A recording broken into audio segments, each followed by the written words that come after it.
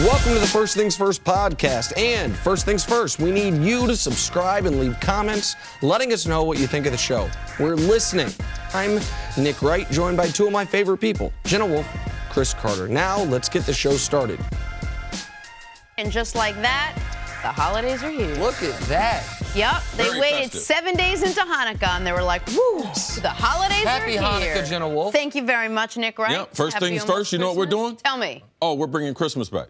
Oh, someone else already did that. I'm sorry. Okay. Good morning. If you guys can't tell, Cece is in a very fired up mood today, and I think we'll find out why in about 30 seconds. 30 seconds? I think it's about 4 seconds. Let's Okay. dive right in, unless you want to tell everyone why. Might be a fight up on this Oh, day. let's look forward to it. All right, they're calling it the catch that wasn't. A very dramatic end to a very dramatic game yesterday. Patriots and Steelers, a controversial play, which would have been a Steelers touchdown, was overturned, much to the dismay, shock, and let's call it horror to both Steelers fans and Nick Wright. 2 plays later, Big Ben throws a pick, and the Pats win this game 27-24. That's the catch, non-catch right there. Here is Pittsburgh Steelers head coach Mike Tomlin after the game. I don't have HD and all of that stuff, so, it's really irrelevant how I feel about it, to be honest with you. It's not going to change the outcome of the game. I'm not going to cry over spilt milk and all of that crap and talk about replay. I ain't doing it. What a roller coaster, huh? Have that play and feel like you score and you're excited for it, and then have to come back and it's not a touchdown. It's a game of emotion. All right, let's talk about that one crucial catch, non-catch at the end of the game. Cece, what was your reaction to the overturned touchdown? I thought this was one of the more difficult rulings that we've had the last several years. The rule has been changed 2 years ago. We've seen a number of calls that were controversial, but it's getting harder and harder to try to figure out with replay and all the different angles. But it's just as simple as this. The rules for catching the football in the National Football League are more severe than any other league. That catch, if you do that in Little League, it's a touchdown. You do that catch in high school, it's a touchdown. College football in the playoff coming up. A kid makes that play, it's going to be a touchdown. In the National Football League, it's not a catch, though. The way they've changed the rules as far as control, and the biggest thing and the biggest problem with the receivers that are catching the ball now is when they go to the ground. All right? Because that's where the biggest problems happen, because you never get possession of the ball or ruling until once you go to the ground, unless you secure the ball through the ground. And that's what Jesse James here. He fell down. And people said, well, he had possession of the ball. Well, when you're falling, it's not a football act. It's possession of the football, either 2 feet or one body part, and a football move or something that's related to the game. And he didn't do those things. So when he went to the ground, he had 2 problems, all right? When you go to the ground, you have to finish the catch where the ball has to be able to survive the ground. And then when you're going to the ground, like, I don't know why players go to the ground. They're not making an adjustment. The more you can stay on your feet, and the more when you're by the end zone, you can't extend the ball because you bring all these rules into play. Grab the ball, bring the ball into your body. Even if he had fallen down and rolled into the end zone, or he was touched down, he did not have to extend the ball, and he didn't have possession for which when he extended the ball. So complicated? Does this make it more simple for people? No, people think this is a catch, but based on the rules, the players in this game have to adjust to what the rules are.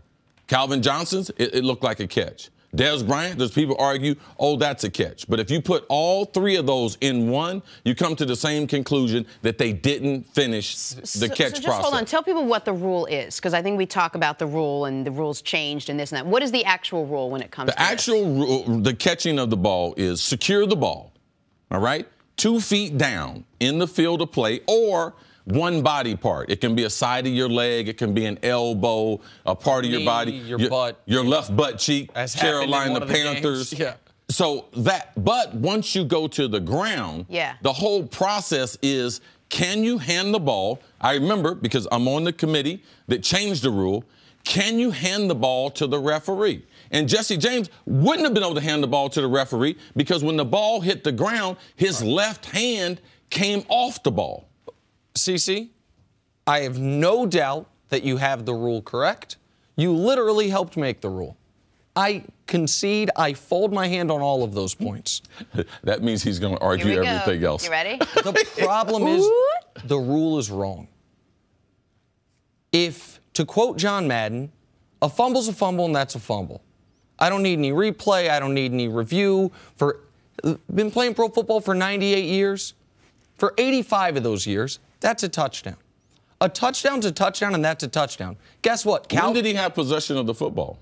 When I'll tell you when. Right there. When he is holding the ball. He was I want to calm down. I want to stay calm. Yeah, because that's not going to make sense. When he is holding the ball and reaching it, it is hard to extend But if you read the rules of the game. The rules are terrible, is my point. It is not. I totally get that by the letter of the law, they got it right. So the law needs to be changed. There's a rule in the NBA when a fight breaks out. Yeah. If a guy steps onto the court. Right. That rule's terrible, too. It's an awful rule. Wait. So what happens to the guy if he steps 1 foot on the court? What do they do? It used to be an auto suspension. Now they've gotten smarter and they have a little more discretion with it. But have the players in the NBA adjusted to that? Sure, CC. Oh, okay. But that's not only is that not apples to apples, it's apples to bowling. No, this is what I'm trying to tell you. The players in the NFL have to adjust to the new rule. Or is shocking. We just changed the rule. Or we could make it simple. And you might say, how? I am fine with any. You want the process to be, as Bill Barnwell suggested, 50 former players who their job on Sundays is sit in a room for these situations. You wouldn't have been happy because I would have told you the same thing. You might have. I don't think it would have been overwhelming. You want it to be. So if you want 50 guys watching the game, when we came up with the rule, the NFL had 10 former players, current and the greats of the game that have played the game in the room when they made the rule. And tell people what your issue is. Is it just I want to break the plane with possession? My issue is that's a touchdown. My issue is, like Cece said, at every level of football, that's a touchdown. All the players involved thought it was a touchdown. The coaches thought it was a touchdown. No, Pittsburgh was hoping it was a touchdown. Okay, not a single we see guys when they think a play needs to be reviewed, when they think they didn't catch it, the opposing team reacts. None of them reacted. Belichick didn't react. Now, Belichick doesn't react much, so maybe that's not great evidence for it. My point is this, and replay in general, and this we can go sport to sport, has perverted what the actual rules are supposed to be. You bring replay to baseball. Oh, it'll be great to see if a guy is safe or out. And what did it turn into? Oh, he's clearly beat the tag on a slide, but for a split second, his body comes off the bag. For 100 years of baseball, that's safe. That was clear that he didn't have control of the ball in the end zone. You just won't accept it. CC, in baseball, you accept it. CC, I don't accept it in baseball. I hate it in baseball. And it was not clear in real time. I was on the phone with you in real time. That's why we got video, though. We're not calling the game in real time, Nick. But we did for a large part. Oh, so let's go back to that. Absolutely. Let's just forget technology. Well, why do you send the tweet out before the show? What? CC. Because it's technology. Great. But that does not that is not comparable to what we're talking about. The officiating has been damaged by having replay. You see it every weekend where a pass is clearly a quarterback's throwing the ball, and the referees are like, let's not blow it dead. This is the NFL's fault because Jesse James is sitting wide open at the 1-yard line. And because he decides to panic, because that's what happens when you're close to the end zone and there's no one around you and you start to fall with no contact. All right? He's a receiver. He's responsible for knowing what the rules are. He didn't have to go to the ground. CC, I'll tell you what is that true or not? Of course that's true. All of that's true. But here's what's also true, and this is what is the NFL's fault. Game of the year, most important football game of the year that's not a playoff game, most anticipated game of the year, incredibly well played. And in a league that is all about, really predicated on hitting and catching, seems like people don't know what's an illegal hit and what's a catch. That seems problematic to me. Nick, based on the rules in the NFL right now. No, the rules aren't any good, Jenna. No, but based on those rules, they got it right. You just can't stand the rules. So they played the game within the confines of the rules, and the game ended within the confines of the rules. Game. You just don't like the rules. Yeah, and by the way, most fans don't like the rules. Most fans don't like that this isn't a touchdown. The Calvin Johnson's not being a touchdown was an abomination. Dez Bryant's not being a touchdown was ludicrous. Last week, Adam Thielen, at the end of the first half against the Panthers, not being a touchdown was ridiculous. We see it every single week. We saw at the end of the Panthers-Packers game that was only a forced fumble on Geronimo Allison because he wasn't going to the ground. But if he was going to the ground, it would have been an incomplete pass. No, because he didn't make a football move, Nick. Those are the rules. Okay, listen. For every skill, there's a certain number of rules within trying to do those skills that you have to know in the game as a professional. These guys are being paid a lot of money. The game is more difficult. The catch rule is more difficult. Offensive players have to adjust, just like the defensive players. You cannot hit a guy in the head. The players are adjusting on defense. So why aren't the players adjusting on offense? It's the offensive players' responsibility. This is preached to them. If you go to the ground, the catching rules are totally different than standing upright. You had to make the defensive rules because you were trying to improve player safety. You guys, the 10 guys in that room, didn't have to make it this way. And we didn't have What should we have made it, Nick, since we got it wrong? What should we have made the catch rule? A common sense. The way it's, how about this, CC? The way it is, like you, to use your own words, the way it is at every other level of football. No, I don't want it that way because it's the pros. We're paying these guys a bunch of money.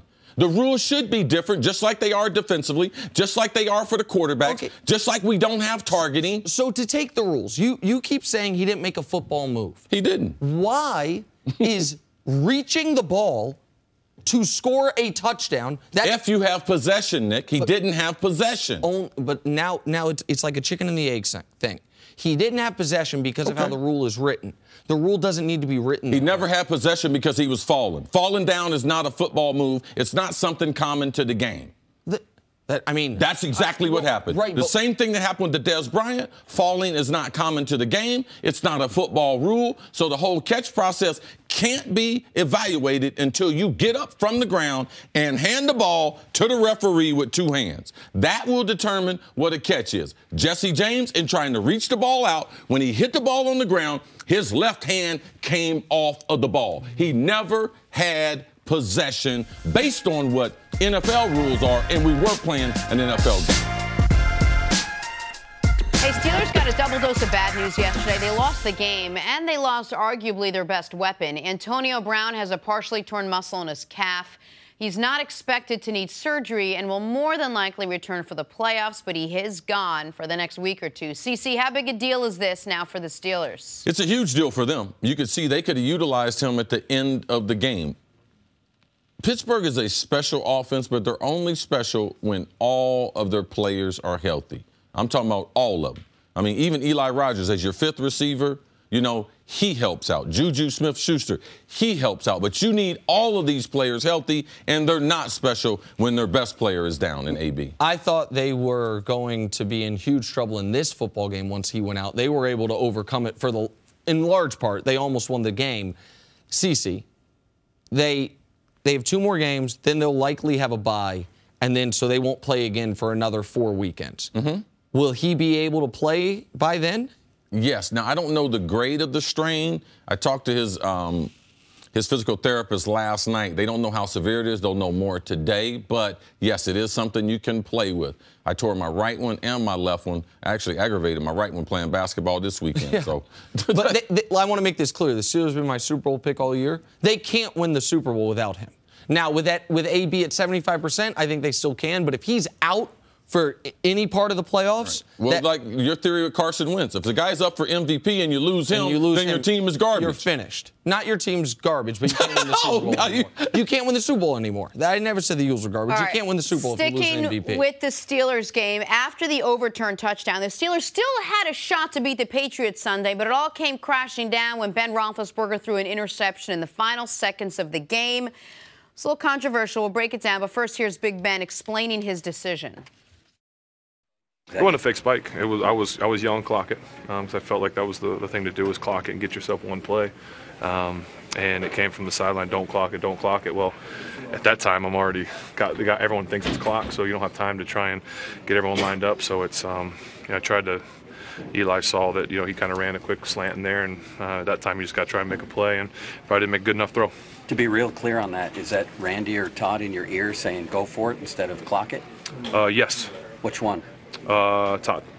Now once again, that's coming from the head guy. Someone's telling them, but they, maybe they wanted a field goal. Maybe they wanted to tie it. I don't know, and so maybe that's on me. Maybe I should have just clocked it, whatever it is. I don't know. So we're not going to look back and second guess anything or anybody. We lost the game, and I threw a pick in the end zone at the end of the game to lose it.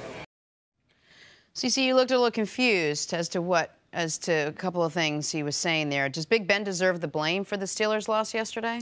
Well, I had a couple of conversations with Tiger Woods, and I talked to him about when he's in big tournaments, the back and forth between him and his caddy.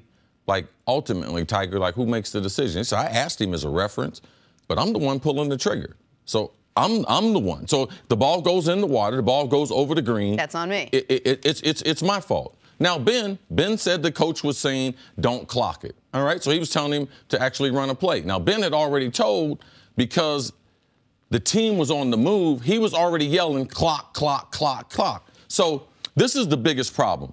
When you tell the offensive line to clock it, stop the play right there, stop it, stop the video. The offensive linemen, their splits are not 1.5 feet, 2.5 feet from each other. The center sets the ball. The right guard goes 1.5 feet, all right? The tackles go 2 feet away. So the line is a lot wider.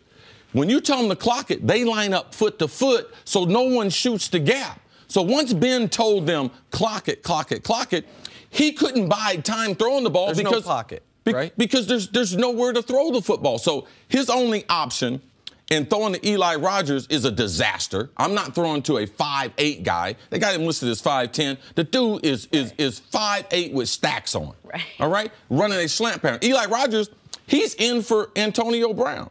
So he runs a slant. He should have never run a slant against that coverage. They were playing zone. They had 3 guys guarding, 2 on that side. Only thing he should run, stop it right there. He should run a fade. Because that's the only way where the ball will be off the field and the ball can't be intercepted. Now, Ben's got the club in his hand. He's got to hit the shot. When Eli goes inside, there's no one there. Just throw the ball either in the stands or throw the ball off the tips of his shoes. Those are the only 2 places that the ball can go. Now, he can mention Todd Haley. He can do all that. But this is Ben's fault. Everything is on Ben Roethlisberger. He had control of the game. He decided to take a chance to try to win the game. They weren't down by 4. Right. They were down by 3. Right. So this is Ben Roethlisberger. He can add all the, Todd was talking to me. Todd didn't make a bad call by telling him to run the play. But as a quarterback, you have to realize this play is not there. What do I do? Get rid of the football, kick the field goal, and go into overtime. All right, so I'm not going to put the loss, the entire game, on Ben Roethlisberger. He played a great game until that moment. But that last sequence, of course, is on Ben Roethlisberger. The play prior, the play on second down, you know you have no timeouts. You know, as Cece mentioned, you're down 3, which means, obviously, on 4th down, you're kicking a field goal. You have 2 chances to win the game. Throwing a short crossing pattern when it's not to Antonio Brown, and overwhelmingly likely the guy's going to be tackled in bounds, is what put you in this position to begin with.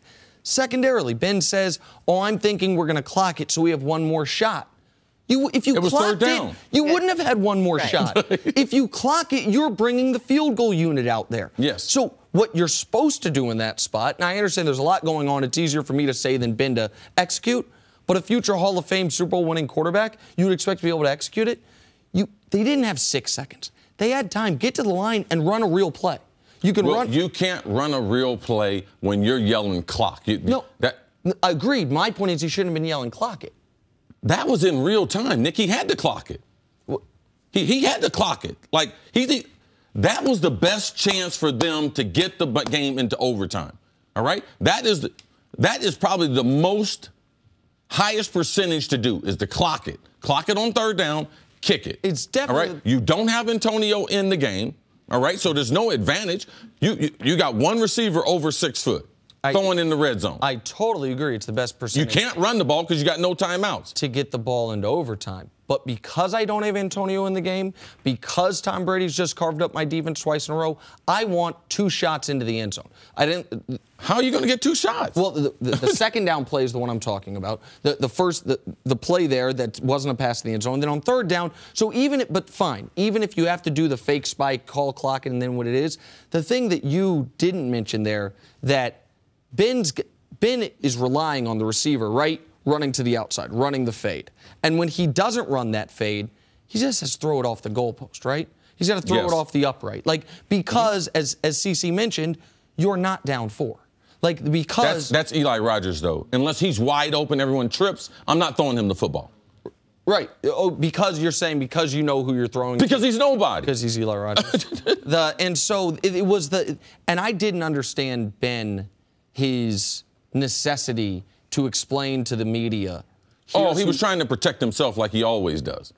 Like, that's a Ben thing. But and it's just... He had no reason to even bring up the coordinator. Right. You know, he had no need to mention their name. He could have skated past that the way most quarterbacks do. Well, after 14 years in the league, it's a shame he looked a little confused at that last play. And it looked he wasn't confused because he got the call. He got the order from the coach to run the play.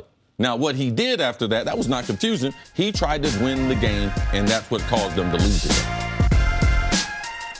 All right, Cowboys and Raiders last night. And if football's a game of inches, this one was a game of millimeters. In a crucial 4th down measurement, the refs literally brought out an index card. You've seen an index card, right? It's so thin. Card said first down. Cowboys would go up 20-17. Ensuing possession, Derek Carr fumbles the ball out of the end zone. Now, that's a bad rule. With 31 seconds left. But you think he knows it? What? He knows what he's supposed to do. Let Jenna do her thing. All right, well, first let's hear from Dak Prescott after the game, then we'll talk about it. It was a tough one. I mean, it was a grind. Yeah, like you said, it wasn't pretty, but we did enough. We got the job done on offense and defense, and it was fun. It was up and down, the whole game was, but it was fun just to come away and get that victory at the end. All right, Nick, so Dallas is now 8-6. How should they feel after going 3 without Zeke, which is what you said they had to do if they wanted a chance to be in this? We said they had to get to 8-6 because the only way you can get to 10-6 is if you're 8-6. They should feel like someone who was, he coded at the hospital, this flatlined, and then all of a sudden, I think we have a pulse. I think we have a heartbeat. We don't know if he's going to make it through the night, but he's got a heartbeat. Dallas had to go 3-3. They did it the hard way. They started off 0-3. They did it kind of the ugly way. That game against the Giants was 10-10 at the end of 3 quarters. This game was 10-10 with like a minute left in the 3rd quarter. And so they didn't look overwhelming. They didn't look impressive on the offensive side of the ball. Defensively, I think they showed you some good things. But they're alive. So you got to listen. If with 2 games left in an NFL season, in a year where you've had your most important defensive player lost to injuries, your most important offensive lineman lost to injuries throughout the season, your most important offensive player as a whole lost for 40% of the season due to suspension, despite all that, with 2 weeks left, you're in the hunt. When they show that graphic on Fox, in the playoffs, then off to the right on the sidebar, in the hunt, you're on that graphic, you got to feel all right about it, especially when you're on a 3-game winning streak. So I wasn't particularly impressed by how Dallas played, but they should feel like, okay, we got a shot, and one of the teams in front of us, Seattle, we get them next week, we got a shot there. Yeah, the truth of the matter is our expectation, we set them too low. We knew that Zeke would have a tremendous impact, but in the 6 games, looking at it now because we can, well, how do you feel about them going 3-3? I wish I would have asked them to go 4-2. Right. Because they would be doing a lot better if they had 9 wins now compared to 8. I mean, they are still the 7th or the 8th team based on tiebreakers in a 16 playoff race. So, right now. I mean, they're just barely breathing. They need a lot of help. It's never the situation you want to be in the playoff run, watching the scoreboard. Oh, man, I wonder if Atlanta's going to beat Tampa Bay tonight. No, because you don't have your future in your own hands. So that's not what you want to do. Them going 3-3,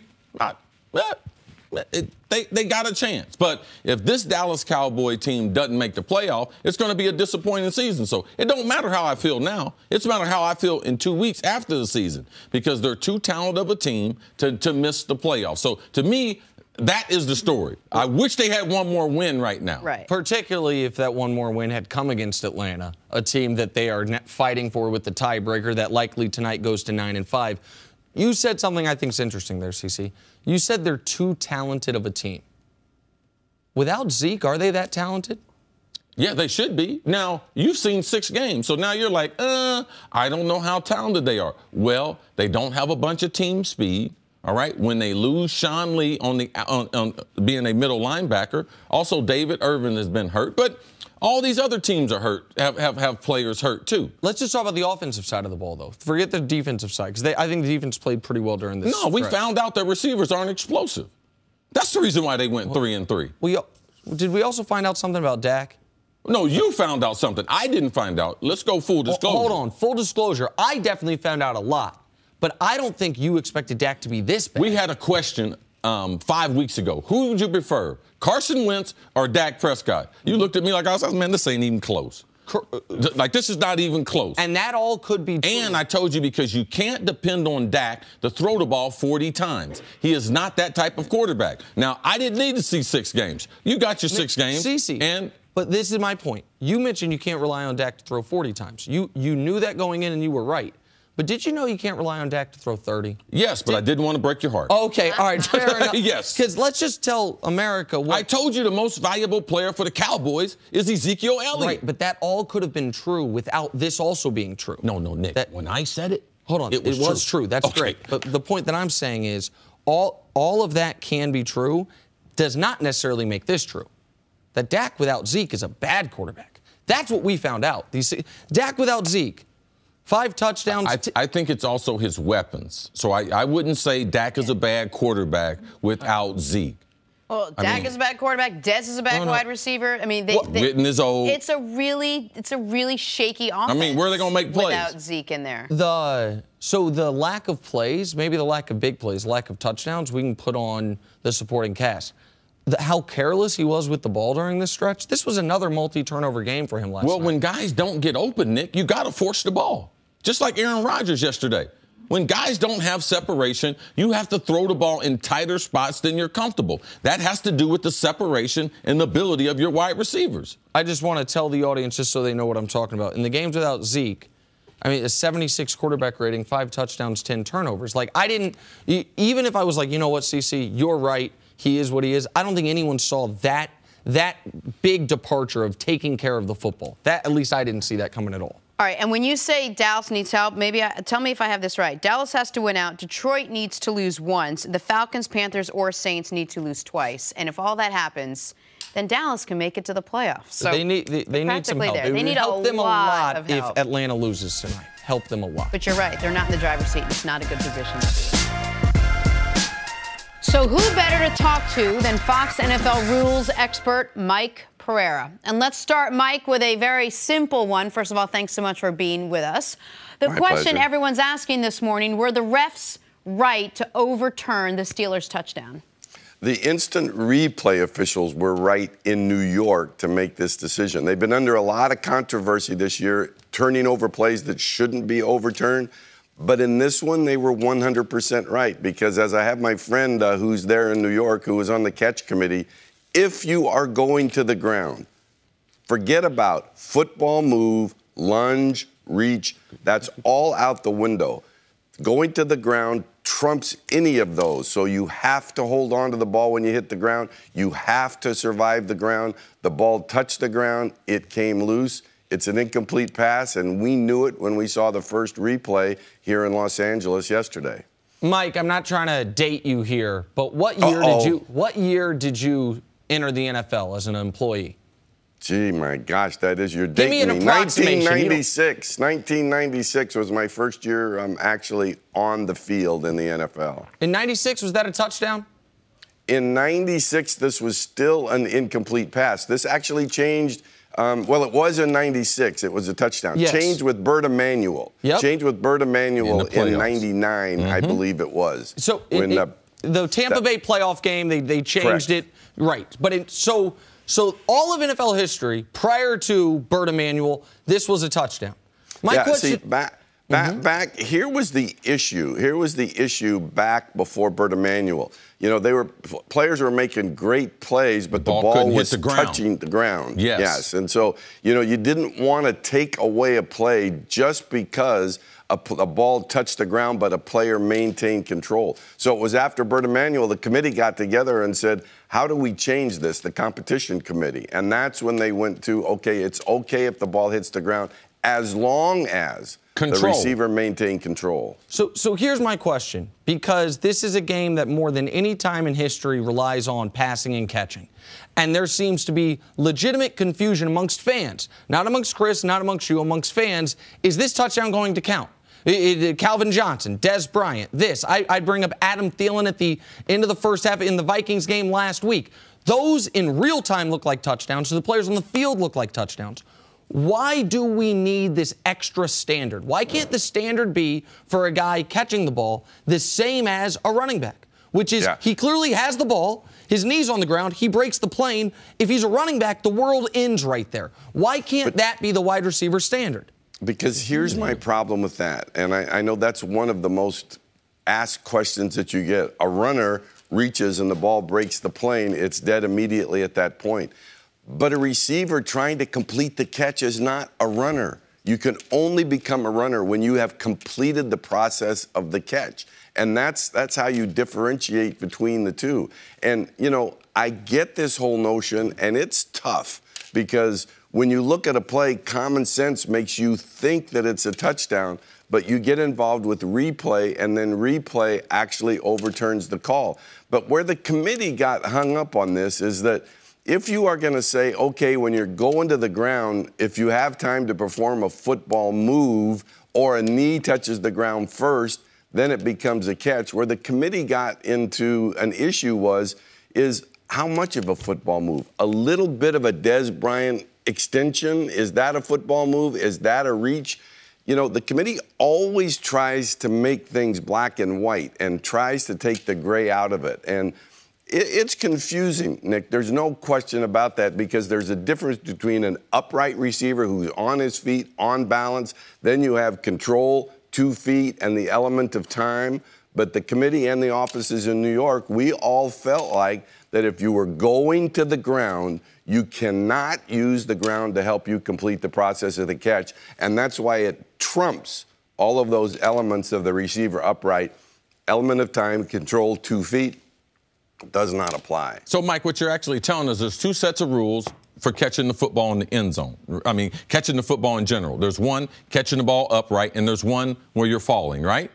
Correct. And we had great examples of that yesterday. So you had an upright receiver who's on his feet, gets control, gets 2 feet down, turns upfield, then the ball is knocked out, ruled on the field as a catch fumble, upheld in replay as a catch and fumble.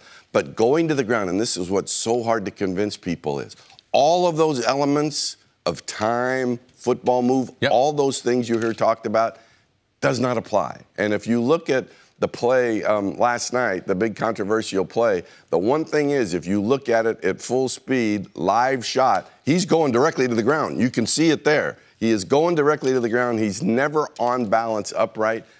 And like I say, we knew when we saw the first replay, Dean Blandino, myself, and everybody else that works in the studios here, we knew that it was going to be overturned. The only question was, did you get a shot that showed the ball touched the ground? And you did, and therefore we knew it would be incomplete. And we knew we spent a lot of time on television and radio today, too. All right, Mike, let's move on to the Cowboys-Raiders game. So the refs pulled out an index card to see if the Cowboys got that first down late in the fourth quarter. Just walk us through that one for us a little bit, what he was trying to show and what actually came out of it. That's an old referee trick, and I've done it. You know, when it's so close that it's visually hard to see, you always carry a card, and the card that you carry is one that you actually record your penalties and you record the timeouts, and what you do is you run it down the front of the rod there, and if it touches the ball, then at all as you slide it down, even if it just barely touches the ball, then that means that the ball has reached the rod and you have a first down. Now, Gene Steratore said he was really only validating what he already knew, that visually he had already made the decision to make it a first down. If that's the case, then it's the Gene Steratore showmanship, giving people something to talk about the next day. But I've done it before, too. Sometimes it's really hard to tell. As we know, it's not an exact science in terms of the chains and marking the ball, but it's not the first time we've seen it, but it may be the last because it's old and archaic. And as Nick said, I got to date myself, and going back in time, I used to do it too. But Steratore's a throwback. He's a throwback to the olden days. And, Mike, you don't have to date yourself. You're okay. Finally, it doesn't go back that far. The game ended with Derek Carr fumbling the ball out of the end zone as he dove for the pylon. This resulted in the touchback, and the Cowboys were able to ice the game. Another big issue that Nick had here after yesterday. Mike, what is the rationale behind such a harsh penalty for this? Well, this has been always talked about at competition committee meetings. I'm okay with this rule because I think if you fumble the ball forward and out of bounds, then I think you deserve to keep the ball. I think when you put a loose ball into the end zone, that to me is different. When you actually put it into the end zone, it's like punting the ball into the end zone. To me, you're responsible for putting a loose ball into the end zone. But it's happened enough time this year that I promise you that it will be on the agenda for the competition committee to look at again. Do you bring it back to the spot of the fumble, and would the Raiders retain the ball, at the 1 yard line? My inclination is, based on the discussions that have happened in the past, is that it's not going to change. I mean, they'll discuss it, but if you put a loose ball into the end zone, not out of bounds, but into the end zone, unless you or a teammate recovers and it's outside of 2 minutes, then you have given up basically the ball. Mike, my question is, and I understand these are how the rules are written. My argument is you should just change the rules. If you understand how the rules are written, Nick, then you're a better man than I am. No, I'm sorry. I understand what the rules are, I should say, not how they're written. If you fumble the ball out of bounds anywhere else on the field, you keep it. Like, if you want to have a penalty where you say, okay, you're backed up to your own 20, or to the 20, like a reverse touchback, fine. But it is so punitive compared to any other place that you fumble the football, and it dissuades players from trying to make awesome plays that fans want to see. Like, does that not sit at all with you? No, it does, because we all know this is an offensive league, and the league likes points. Points are down a little bit this year. Number of plays are down a little bit this year. So the league does like offense. Now, several people have brought up that notion, Nick, of maybe you take the ball back to the 20, so there is a penalty for it. But I just don't know. To me, it's consistent with putting any other loose ball into the end zone. It'll get a lot of discussion. I mean, going back, dating myself, when I was in these meetings back in 2001 and 2002, we were talking about it then. So here it is 14, 15 years later, and it's still a subject of conversation, and it hasn't changed. And there is some consistency on the competition committee. Doesn't always change. Rich McKay has been the chairman before I got there. So I get it, and I see how people get frustrated with it, but I'm inclined to think that it's not going to change.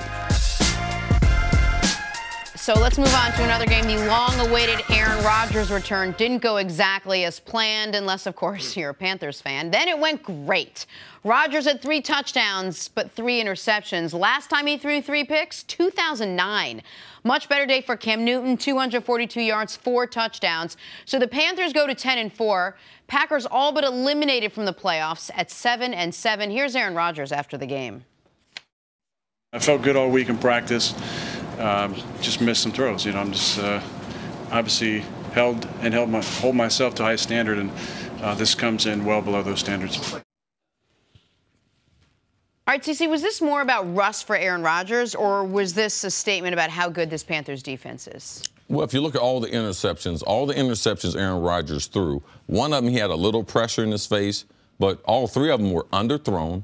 Two of them, he had either a potential touchdown or a huge play for the Green Bay Packers. He just underthrew. Now, Aaron said in the interview he felt great during the week of practice. Yes, but overall muscle strength as far as his shoulder, all right? Did he underestimate that?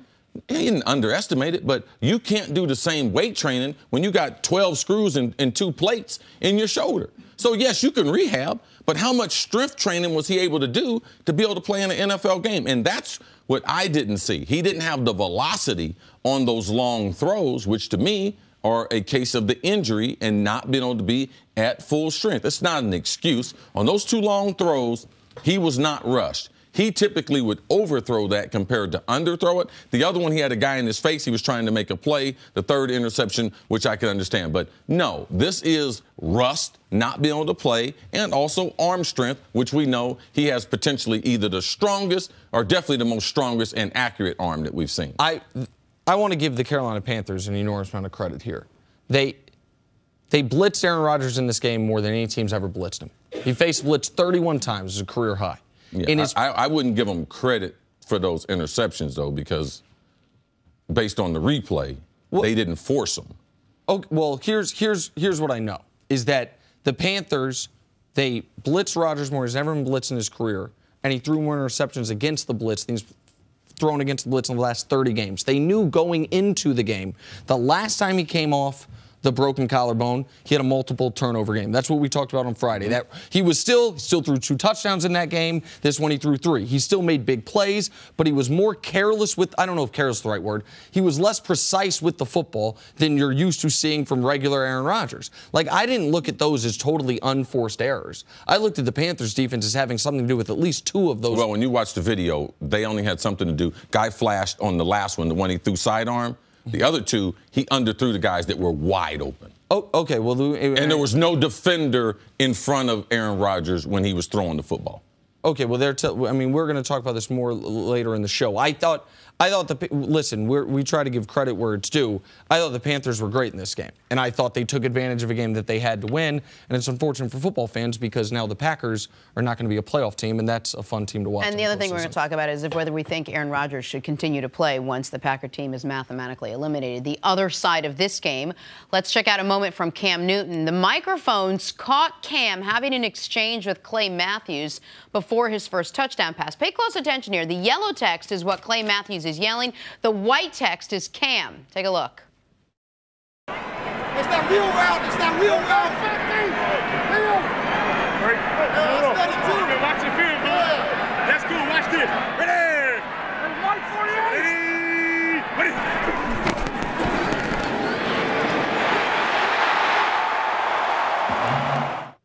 So, first of all, I give Cam a hard time sometimes for the antics and all of it. But there is no one in the NFL that appears to enjoy playing the game more than Cam Newton during the game when they are playing well, indeed. But how dangerous are the Panthers after what you when they're saw? playing, when Cam plays like he did Sunday, they are as dangerous as any team in the league. Now, the knock on them all year has been you have no idea if Cam's going to play that way or not, and that's a fair knock on them. But when they play like that, they can be – Cece, you and I watched this game together. Like, they were in full control until the very, very end when they almost lost it. They can beat anybody because the defense is a top-5 defense. And when Cam's playing like that, man, they have a good running game. And when Cam's throwing well, they can beat you in the passing game. And that was cool that they – did a little adjustment on Clay Matthews. They didn't actually make an adjustment. The play Cam and them had was a different play. Now, all the time, defensive players are yelling what they think the play is going to be. They're not always right, okay? But in film study, based on the backs and everything, he was guessing this is what they typically run. Now, Cam and them, they didn't run the back on a wheel route. They ran him on an angle. Cam didn't go to an audible. They had the right play call from the beginning. So if it was a wheel route, he would have just run it anyway? And the Packers would have known it? He would have had to. He couldn't change it without Cam knowing. Like, you just can't go on the fly. So this is a great communication they got from the field. A lot of this happens more than people realize, but it was nice that we got the audio of it. I'm Jenna Wolfe, and thank you for listening to the First Things First podcast. Make sure to subscribe and tell your friends, family, and coworkers about the podcast, which, by the way, is available on iTunes and all your favorite podcast apps. You can catch a fresh new episode every Monday through Friday on FS1, starting at 6:30 a.m. Eastern, 3:30 a.m. Pacific. So long, everyone.